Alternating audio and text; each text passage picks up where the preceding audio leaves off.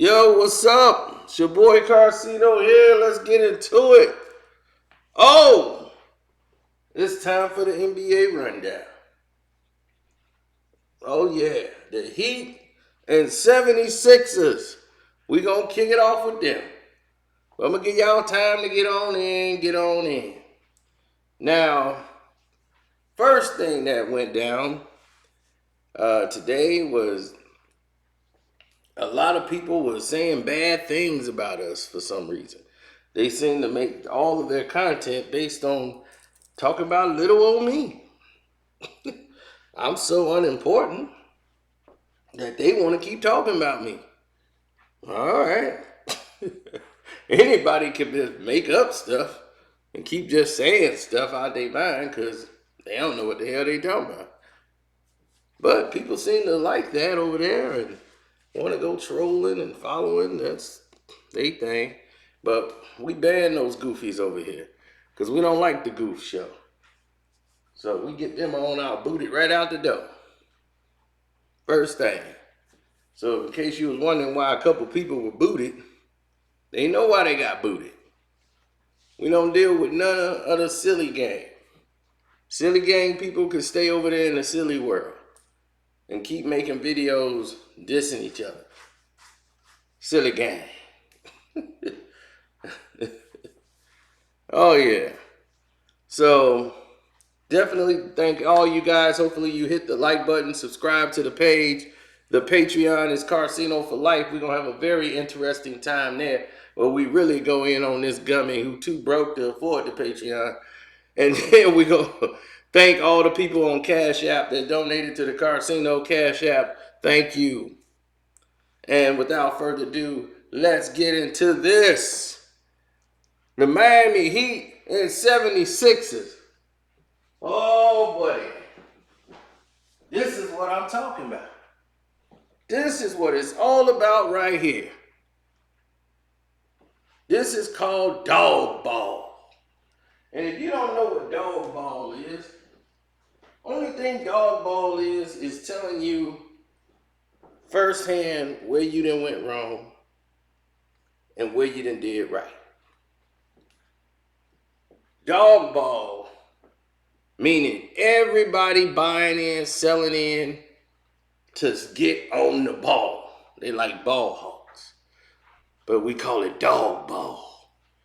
You making the game seem very tight. And that's how the game was for the Miami Heat. They decided in this game, we're going to squeeze them like an anaconda.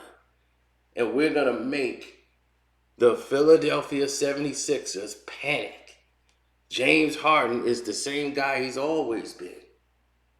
Back in 2017, when they played against the Spurs, when they faced elimination, he was 2 of 11, 10 points in the whole game. Disappeared. And this is when James Softon makes his appearance. Only taking 2 shots in the second half in a closeout game. He was 4 of 9 for 11 points. Always in the playoffs. James Softon, the Frozen, these are the type of guys that ain't going to get you to the next level. They're going to need other people around them to take that weight off their shoulders because they're not the guys to get it done when all the chips is on the table. They can't do it. They just shell up. Now, you want role players to all of a sudden step up for you and shut down Miami. Miami was the better team. You know, it hurt Doc to have to say, damn, they was just better than us. And that's about all I could say. They were better than us. They made the best shots. 76ers was playing out of panic. But carelessness with the balls. Turnovers. They knew the 76ers is going to do all the work. All they got to do is play tight. Play dog ball. Dog ball is like you are on your man. Everybody's playing their man. There's no space whatsoever. Grab him by the waist if you have to. Stay up on him. Don't let nothing go. Dogging. Everybody knew their assignment. They knew who to get the ball. They knew this pick and roll with James. They knew how to defend and help. They only cared about stopping two people. Mainly one, Joel Embiid. If they stop Embiid, they know James Harden is not going to be that guy. He's not going to stop you. He's not going to be the one to beat you tonight. He's going to be looking to facilitate. He doesn't want the pressure. He throws careless passes, sloppiness, all game. When you run, keep your hands up. Guys are like waiting like cornerbacks to intercept the ball. They're playing back on his own, waiting for James or anybody to get careless with the basketball. James Harden is not going to rush back on defense to try to contend. Mostly none of the 76ers was rushing back to try to defend. They're going to jog back. James quit in the third quarter. He was like, I'm not even trying no more. Game's over. We're not going to win. Whenever you take 2 shots in the second half, to me, you're stealing money. You ain't trying to win. You holding us back. I want guys to want to try to win the damn game. Meanwhile, Jimmy Butler proved once again why he is better than James Harden. I don't care about no 50 points and 15s. I don't care about none of that. The best basketball player all around on that floor between James Harden and Jimmy Butler, I'm going to take Jimmy Butler every day of the week over James Harden. I know I'm going to have a guy that could defend, a guy that's going to go out there and lead, a guy who is not going to let this game go without him trying to do something. Now, James is guaranteed $47 million next year. For what? James Harden has torn his body apart. With all this partying, kicking it with Drake, hanging out with Odell Beckham and all that, you're slow now. Your reflexes ain't what they used to be. You've aged from 1 year to the next like crazy because you're trying to do the stuff you was doing in your 20s and your 30s. And it ain't working out for you, James.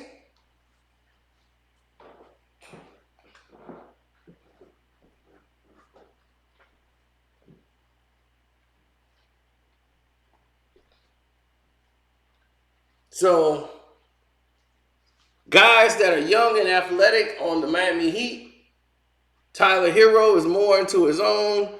Bam and Jimmy, they all play this physical defense, and they're going to make a nightmare to beat in 4 games for any team. There's a reason they were the number 1 team in the East. Because they play dog ball. They're physical, they get on you, and they ugly up the game, and you better bet the under when they play. That's all I gotta tell you. I'm betting the under.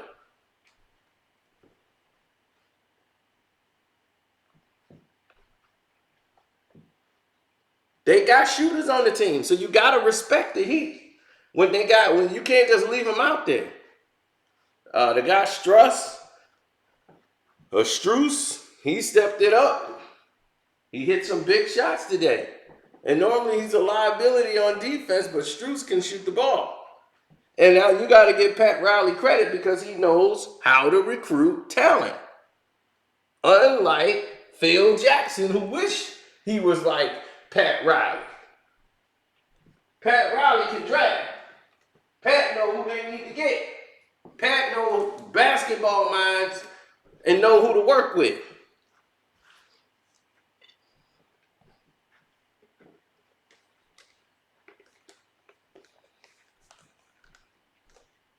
So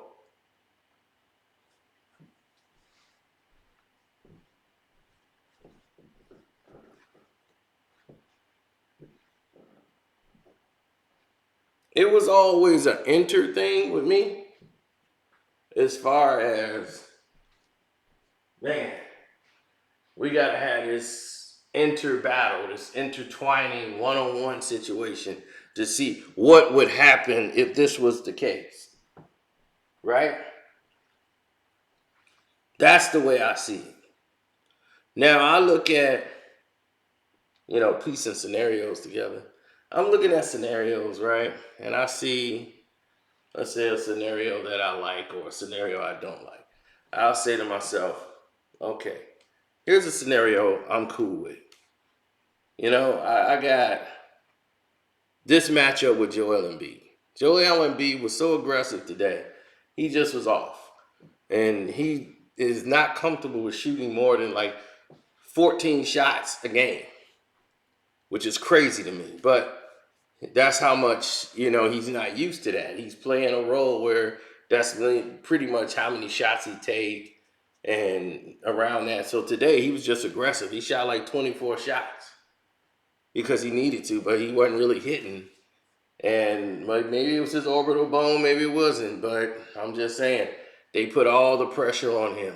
They put triple teams, double teams to force that ball out of his hands. Because they know if that guy gets rolling, then we're in trouble. It's going to open up everything else. Them losing Danny Green was big. It was key. When he accidentally fell on Danny Green was gone. I said, okay, they done. I knew it was over. They were done. What could they do after that? There was nothing else they could do. So while everybody is like standing around looking like, oh my God, what's going to happen now? Did that just happen? It took the energy out of the place. It was so quiet in that stadium in the first half. You would think this game was only like a 6-point game. The fans in Philly was dead quiet. It was like an ultimate silence going on, that there was nothing happening. I mean, absolutely nothing going on. And I'm like, wow, that's crazy. Because normally that don't happen in a game of this magnitude. A game of this magnitude, you don't have those type of situations. You don't usually have all of those things happen in that scenario. It's a closeout game, and the fans are dead silent. It's like they felt it coming. Nobody was clapping or cheering, nothing. It was eerie. Now what makes it even worse, because we're going to get to that too, is now at the end of the game, they get blown out, what have you. Jimmy just starts schooling James Harden as he's just mentally shut down. Joel Embiid is basically saying, like, I still don't understand why Jimmy's not here. I wish that guy was here. When you got your star player wishing another guy shouldn't have left, should have been there the whole time, don't know why they gave up Jimmy Butler and let Ben Simmons stay there and ruin your franchise. Embiid is like, we've wasted years. We were one shot away from a championship with Jimmy. We let that guy go. Look where we're at now. We have been going downwards. And I'm watching Jimmy move forward. Every year, moving forward. And we're going downwards.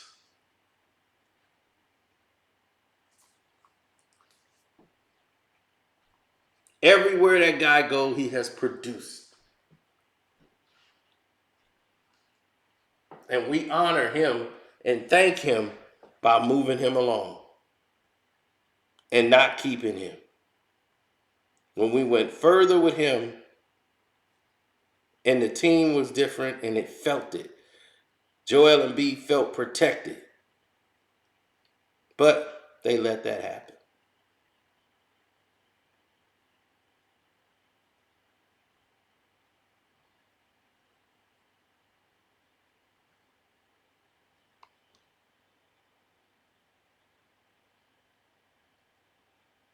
Now,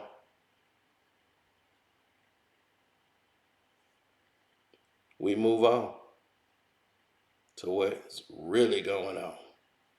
As the Heat move on, everybody else better get in line because it's going to go down. Oh, yeah.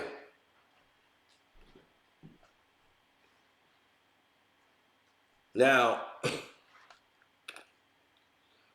let's get things in perspective. I was going to do a StreamYard for all of this, but since HD is going live right now, there's no need to do that. Everybody's over there chilling and already in the chat. I don't want to make a live stream, make people have to jump off and all that stuff. So, and going back and forth, it's like his is already running. So, let it run. Now, shouts out to everybody who just got here. Don't forget to hit the like button, subscribe to the page, the Casino for Life, Cash App. Thanks for everybody who super chatted. The Patreon is Casino for Life, and let's keep rolling, man. Let's get into it. The Dallas Mavericks and Phoenix Suns. Oh, did I get this right or did I get this right? How did I not know what was going to happen tonight? It was so written in the stars. So written in the damn stars. I knew Luka would go off once they got back to Dallas. They had the Suns in game 5. Oh, they had the Suns in that first half. And then they go start the second half on a 17-0 run. That was the most pathetic cheating I've ever seen in a second half and third quarter in my career. I've never seen nothing like that. They wanted to make sure they go out, and Chris Paul still sucked it up that game. That's your biggest problem. Y'all got to figure out what's wrong with Chris Paul. Chris Paul, once again, has hit the wall. He did it in the NBA Finals last year. 4 straight games. You get off hot 2 games and falls off a cliff. Here, he never really got on. He got hot in game 2.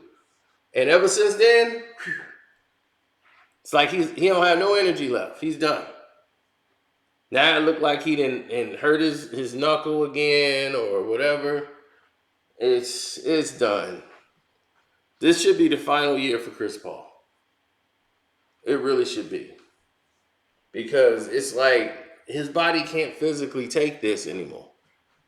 He can't take no long season and then going deep into the playoffs. Dude, you're 37 years old. You've played well. You could be a role player coming off the bench. But for you to be a starter, that's over with. I mean, in this series, yeah, you could play against Luka and all those guys, but if you get matched up on Luka one-on-one, he's going to bang you and take you straight to the post. And you or Booker switch off on him, he going to bang you guys out. Y'all too small. And the Heat, the Mavs, they're a dangerous team. Because they got shooters that can get hot, and it's over. All those bigs can shoot, and they're athletic. Maxi Kleber can get out there. You got to guard Maxi Kleber, so on the pick and roll, you leave him open. Bullock got a quick trigger. He's going to pull. Bertans got a quick release. So it's hard to get out there on switches with these guys. And if they're making their shots, it's going to be a long night in Phoenix. And don't forget about Luka. Now, the way this game was played, the Phoenix Suns were infighting with each other. If they're not getting calls, The Phoenix Suns can't handle adversity. And I'm starting to see that a lot now with them. Now, give Jason Kidd credit because the Phoenix Suns decided to do something really stupid in this game. And that's what I'm saying. I don't know what's wrong with Chris Paul, but he needs to have the ball and bring the ball up. Why is he, basically letting Devin Booker bring the ball up a lot when he shouldn't be? So they're running pick and roll with Clam Chowder and Devin Booker doing a two-man game all night while Chris Paul basically is resting. And this is the first quarter.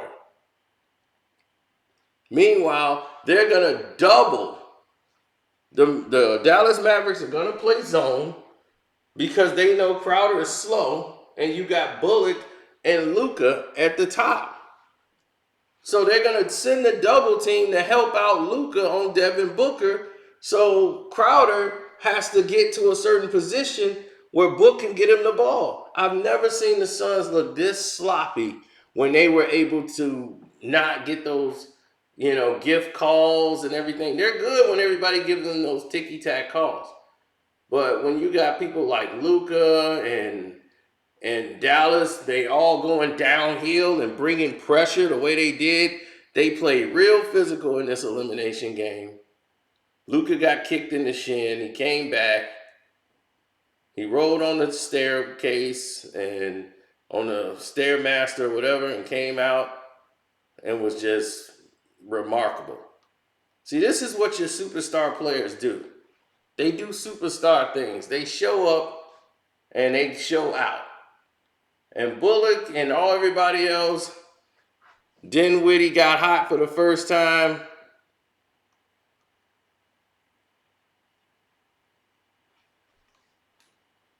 And it was a wrap.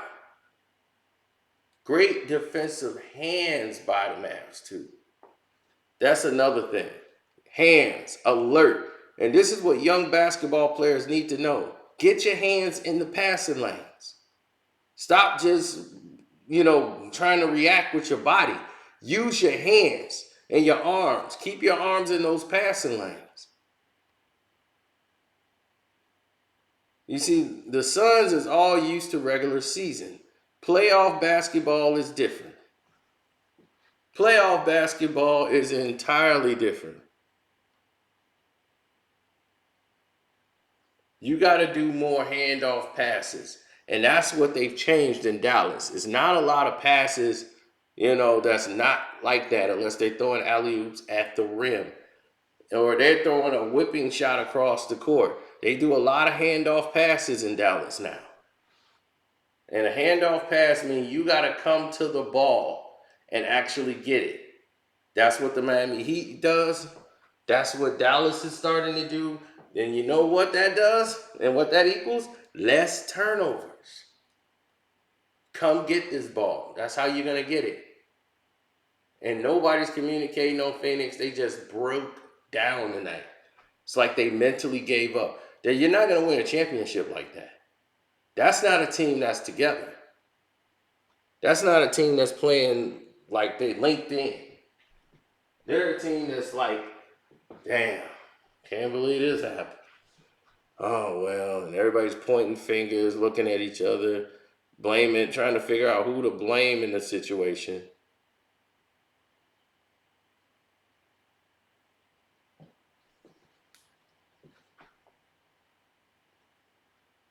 I mean, there's nothing anybody could do here. I mean, when you look at Luka getting Chris Paul one-on-one, what could he do? Luka's too physical of a player. He's already got 13. He's not even 24 years old. He's got 13 30-point games.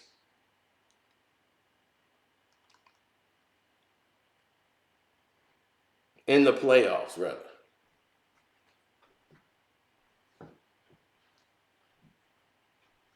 But see, the thing about Luka is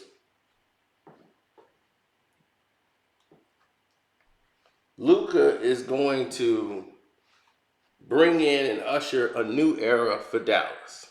If you put the right pieces around them, they can do damage. This team could pop off Phoenix. And if they can pop off Phoenix, Golden State got some trouble in the Western Conference Finals.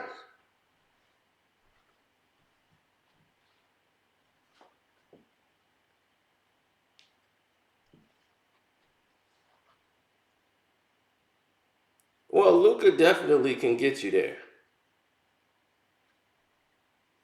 But you got to understand something. When you talk about the Dallas Mavericks, you talk about a team that's got to be clicking. Now, they got some calls tonight because they were at home. Now, on the road, they both have to figure this out, this at dealing with adversity. But they deal with it a lot better because both of them are coached very well.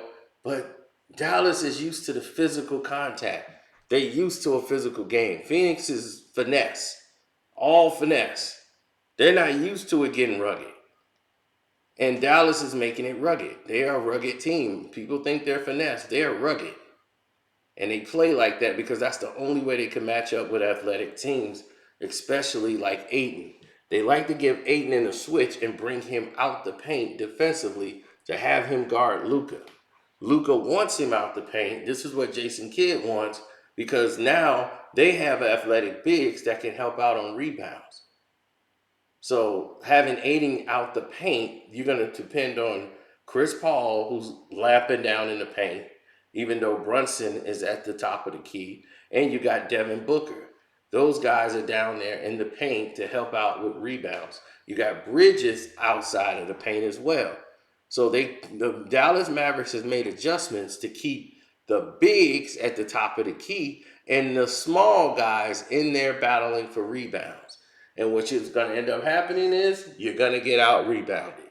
You're going to get beat on the glass. Second chance points and opportunities are going to basically go Dallas's way. And then if Dallas is hitting those shots like they were tonight, off breakdowns, off coverage, because Luka can't pass,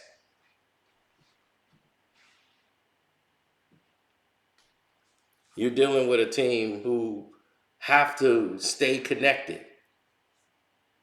And guys like Ayton is going to have to guard the top of the key at all times. And he forgets that because he's so comfortable staying in the paint because he's used to guarding guys who go to the paint. Your big man's at the top of the key, which is Maxi Kleber. So he's got to run all the way out. He forgets Kleber's a shooter. So Kleber's going to be at the top of the key. In all this series, that's what's been keeping them alive is Maxi Kleber and him continuously knocking down these shots because they keep Ayton having to come out of the paint, which helps Dallas recuperate for the rebounds. Now, I said all this because it all makes sense, but I also said it because I wanted people to understand what it's like when you're playing chess with another good team. Now, once again, Chris Paul was ineffective offensively. He wasn't aggressive. He wasn't going in there to taking his usual elbow shots, going to the elbow, pulling up and shooting his mid-range jump shot. He's not doing that anymore. What he's doing now is something different. He's basically playing a LeBron James role. Like, I'm just going to rest. You guys bring the ball up, and if the shot clock is low, give it to me, and I'll try to knock it down. Because I'm the better shooter under pressure than the majority of you guys. And it's not working out for him. He's not saving energy. He looks drained. And his game is too physical. He's getting knocked to the floor a lot. And it's just looking bad. 22 turnovers is what they committed tonight. 22 turnovers the Suns did. And the Mavs got 29 points off of 22 turnovers. That's how you lose 113 to 86. That second quarter is where they lost the game. The Phoenix Suns did not score 30 points in a quarter at all in this game. They had a 14-point fourth quarter. That is ridiculous. The Mavs only had 19 in the fourth, but 14? They were outscored every quarter by the Dallas Mavericks. That second quarter blew the game wide open. And they never looked back. So we're going to find out what type of team the Phoenix Suns is if they are faced with adversity right away.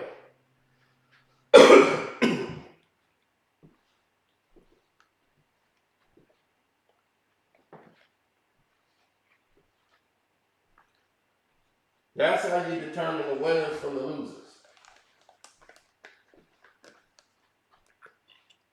Hit the like button. It's free, good people. It's free. Now,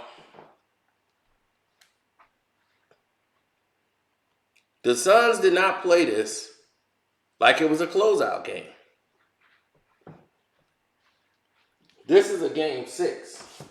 You try to win a game 6 because you don't want to play game 7 at all.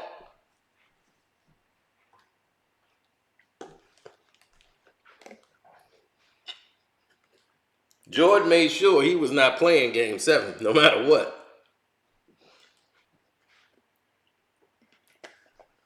Now,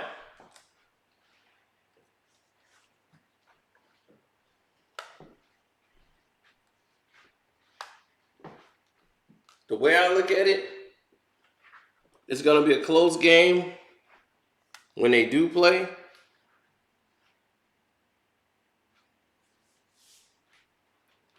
All because you're looking at 16 to 17 points average. I'm saying Dinwiddie's going to have to step it up like he did tonight. If Dinwiddie step up like he did tonight in Phoenix, you're going to have a different game. The only problem in this series is, surprisingly, Dinwiddie has not stepped up. Tonight, he woke up and you saw Dinwiddie. And it opened up the floodgates. Now you can rest Luka and the team still can thrive.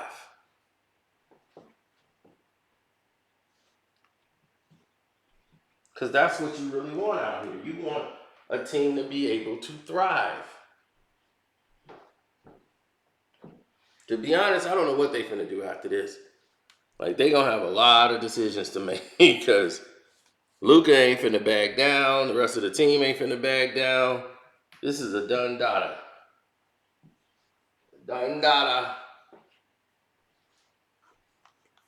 I'm going for Dallas for the upset. Hopefully they can pull it off. So anyway, I'm out. I'm going to say thank you to guys who hit the Cash App. Everybody who super chat. My Patreon, hit the link over there because we finna get cracking, Captain. And I'm out.